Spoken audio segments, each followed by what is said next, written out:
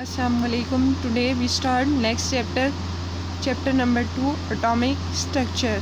First we discuss about its introduction.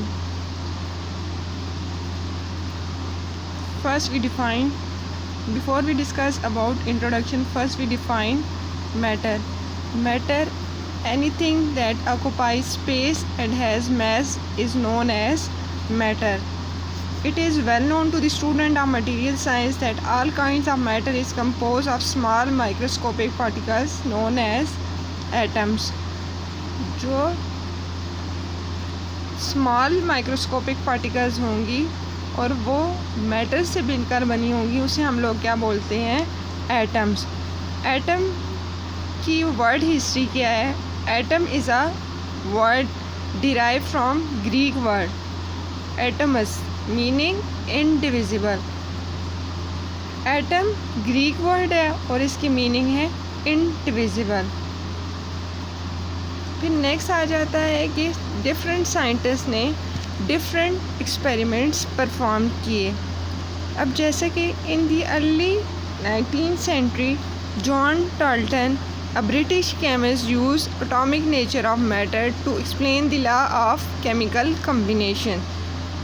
19th century में एक scientist थे, ब्रिटिश साइंटिस्ट थे जॉन डाल्टन. उन्होंने हमें मैटर की एटॉमिक नेचर के बारे में बताया और उन्होंने डिफरेंट केमिकल लॉज यूज़ किए. वो लॉज कौन कौन से थे? Law of conservation of matter, law of definite proportion and the law of multiple proportion.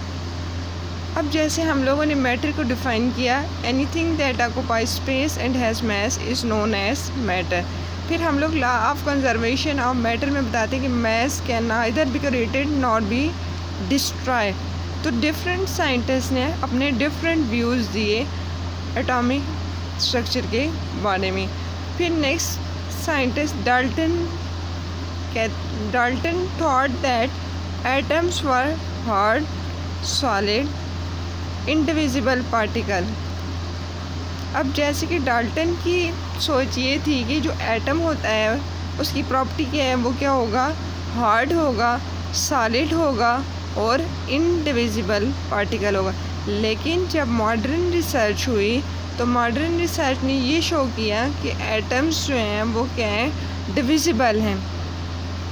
Indivisible particle means कि हम लोग उन्हें डिवाइड, एटम को डिफरेंट पार्टिकल्स में डिवाइड नहीं कर सकते. ये किसका व्यू था?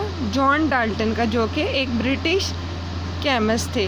उन्होंने कहा कि जो एटम है वो क्या होता है? हार्ड होता है, सॉलिड होता है और इंडिविजिबल है. मीन्स कि हम एटम्स को डिवाइड नहीं कर सकते. लेकिन जब मॉडर्न रिसर्च हुई तो मॉडर्न रिसर्च ने ये शो किया कि जो एटम्स हैं वो क्या हैं? डिविजिबल हैं और उन्हें हम लोग डिफरेंट सब एटॉमिक पार्टिकल्स में डिवाइड कर सकते हैं. फिर कुछ ईयर गुजरे, जैसे कि 1932 हुआ, तो इससे क्लियर हुआ कि एटम में 3 सब एटॉमिक पार्टिकल्स हैं. जैसे कि मॉडर्न रिसर्च ने बताया कि एटम्स को हम लोग एटम क्या हैं? डिविजिबल हैं. तो जब वो डिविजिबल होंगे तो वो कौन सी 3 सब एटॉमिक पार्टिकल्स में डिवाइड हो रहे हैं? तो by the year 1932 it was clear that atom consisted of 3 सब atomic particles means electron, proton and neutron. Electron कैसे चार्ज पार्टिकल्स होते हैं? नेगेटिवली चार्ज पार्टिकल्स होते हैं. प्रोटॉन पॉजिटिवली चार्ज पार्टिकल्स होते हैं और न्यूट्रॉन्स नो चार्ज पार्टिकल्स होते हैं. फिर आगे उन्होंने बताया कि दीज फंडामेंटल सब atomic particles are much significant for a chemist since the arrangement of these particles within an atom determine its chemical and physical property. जब हम लोग इन पार्टिकल्स की अरेंजमेंट होती है विद इन द एटम, जब within the atom इन particle की अरेंजमेंट होगी तो वो इसकी फ़िज़िकल और केमिकल पार्टिकल्स की फ़िज़िकल और केमिकल प्रॉपर्टीज़ को क्या करते हैं? डिटरमाइन करते हैं ये सब atomic particles.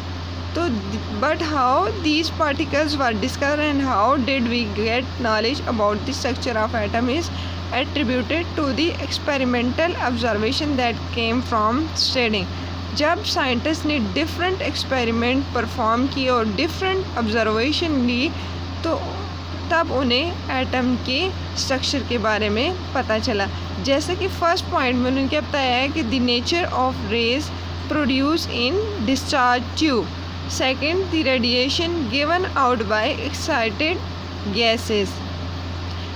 Third, the nature of radioactivity।